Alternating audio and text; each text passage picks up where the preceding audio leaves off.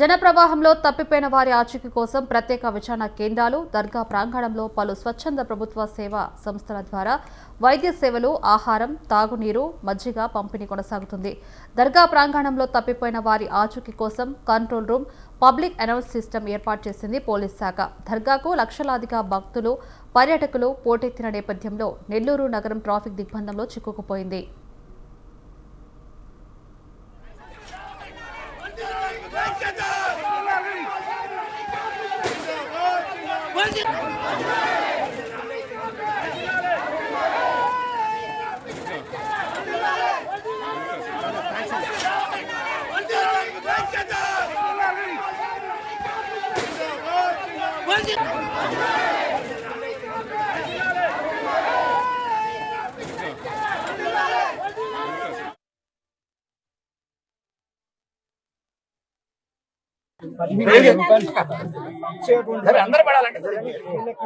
రోజు పొద్దున 3 గంటలకు రావాలి, 4 గంటలకు రావాలి.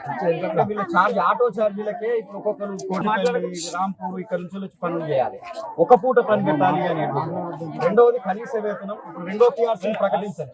ఈ రెండో పిఆర్సీని ప్రకటించి అందులో మేము కనీస వేతనం అనేటువంటి 26,000 ఇవ్వాలి అని.